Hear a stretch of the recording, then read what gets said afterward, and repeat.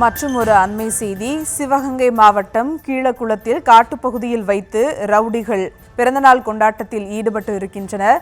மேலும் விவரங்களோடு இணைகிறார் செய்தியாளர் ஃபருக். வணக்கம் ஃபருக், விவரங்கள்.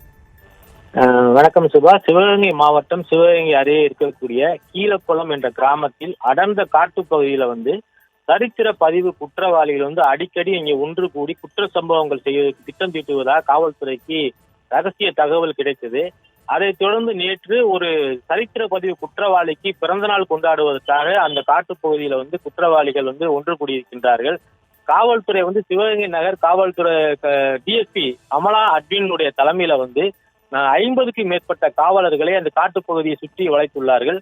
குற்றவாளிகள் எந்த இடத்தில் பதுங்கியிருக்கிறார்கள் என்பதை கண்டறிவதற்காக ட்ரோன் கேமராவை பயன்படுத்தி அந்த ட்ரோன் கேமராவை பறக்க விட்டு குற்றவாளிகள் இருக்கும் இந்த இடத்தை துல்லியமாக கண்காணித்து குற்றவாளிகள் நெருங்கிய போது அவர்கள் வேறொரு பாதையில் தப்பிய பொழுது இருவரை கைது செய்துள்ளனர்.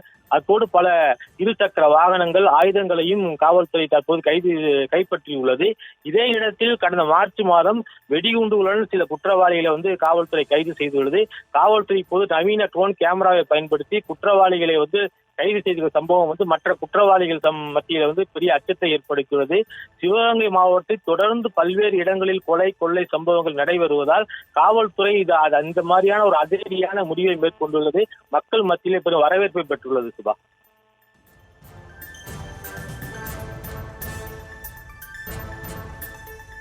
விவரங்களுக்கு நன்றி ஃபருக்.